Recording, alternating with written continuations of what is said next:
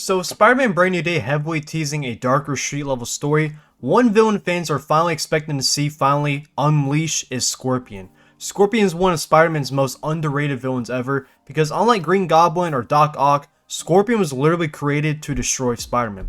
His entire existence revolves around hurting Peter Parker. And judging by the Brand New Day trailer, Mac Gargan may finally become the terrifying MCU villain fans have waited years to see.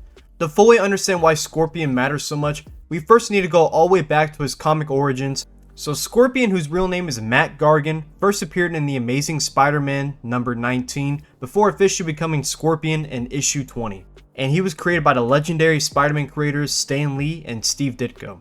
And before becoming a supervillain, Mac Gargan was actually a private investigator. He wasn't some genius scientist or alien threat like most Spider-Man villains. He was just an aggressive, morally questionable detective willing to do the dirty work for money.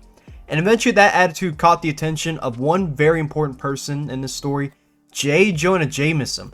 At this point in the comics, Jameson absolutely hated Spider-Man. He viewed Spider-Man as a dangerous mass vigilante and became obsessed with proving that Peter Parker was somehow connected to him. So Jameson hired Mac Gargan to investigate how Peter always managed to get exclusive Spider-Man photos for the Daily Bugle.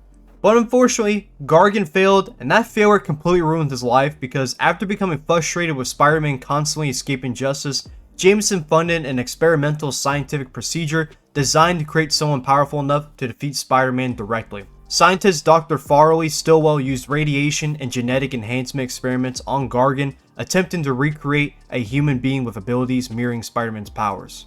And the experiment technically worked. Mac Gargan gained superhuman strength, enhanced speed, heightened agility, increased durability, and animalistic tendencies. But there was a massive problem. The procedure also damaged Gargan's mind.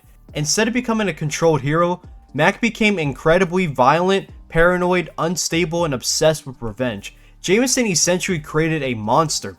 That's one of the reasons Scorpion is such an interesting Spider-Man villain. He's literally the result of hatred towards Spider-Man going too far.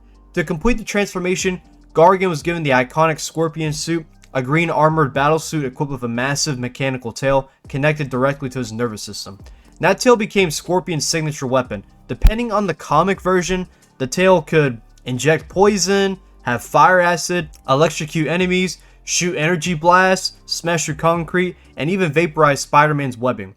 So Scorpion was terrifying in the early Spider-Man comics because Peter had never fought someone with the powers so physically similar to his own. So Scorpion was essentially an anti-Spider-Man. He was stronger, more aggressive, more violent, and completely consumed by rage.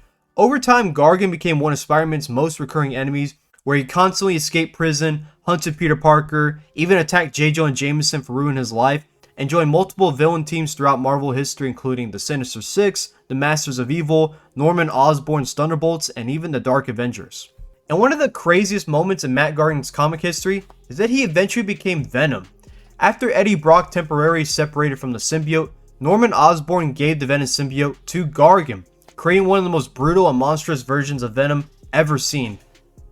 Unlike Eddie Brock, who still had traces of humanity and morality, Gargan was already psychologically unstable before bonding with the symbiote, and the result was a terrifying combination of insanity, Spider-Man-inception, and monstrous violence. At times, Gargan's Venom form barely even looked human anymore, and this comic run is one of the biggest reasons fans think Scorpion could eventually become very important in the MCU, especially after the ending of Spider-Man No Way Home left behind a piece of the Venom symbiote in the MCU, and hopefully it wasn't actually retconned in Venom 3. But let's now talk about Scorpion's actual MCU setup. Mac Gargan first appeared in Spider-Man Homecoming played by Michael Mando, and Marvel is clearly setting him up for a future role. Peter first encounters Gargan during the illegal weapons deal involving Adrian Toome's crew on the Staten Island ferry. Gargan is shown as a dangerous criminal buyer trying to purchase alien technology from the Vulture's operation, and if you look closely at him, Marvel is already teasing his future. Mac has a giant scorpion tattoo across his neck, directly hitting at the villain he would eventually become. And during the ferry battle, Spider-Man accidentally causes the deal to collapse, leading to Gargan being arrested by the FBI alongside several members of Toome's crew. But the really important moment happens during the movie's post-credit scene. Inside prison, Gargan approaches Adrian Toomes and tells him he's heard the rumors that Toomes knows Spider-Man's true identity. And Gargan then says he has friends on the outside and implies that people want Spider-Man dead, That scene felt like Marvel was setting up Scorpion for something big soon. But then No Way Home shifted the franchise into multiverse storytelling, leaving Mac Gargan completely absent for years. Now though, everything seems to be circling back. This timing makes perfect sense, because the ending of No Way Home completely resets Spider-Man's life.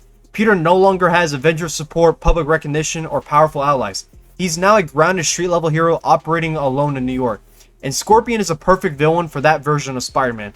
Scorpion feels raw, physical, and personal. He isn't trying to destroy reality, he just wants Spider-Man to suffer, and there are several directions Marvel could take him. One theory is that Gargan receives his Scorpion suit from the Tinkerer, the same criminal engineer who helped create Vulture's weapons in Homecoming. That would fit perfectly with the MCU's grounded technology-based approach. And another possibility is that the Department of Damage Control, or another organization, creates the Scorpion armor as anti-enhanced weaponry. Or maybe it's them who give him the symbiote, like maybe they captured a symbiote and they want to test it on someone, and they use a criminal who probably is doing life right now, like Gargan, to be the test subject. And lastly, in my personal theory, I think it could be the Hand breaking Scorpion out of prison, so he can help take out Spider-Man to regain their power and influence over New York. And Gargan did say he had friends on the outside. Maybe in this universe he has connections to the Hand, but I personally think the Hand is not in prison to try to take out Daredevil, but to break out Mac Gargan. But that is who Scorpion, aka Mac Gargan, is. And like, subscribe if you enjoyed the video. Make sure to comment what you think his role is going to be in this movie, and if you're excited to see him. But thank you for watching, and as always, God bless you all.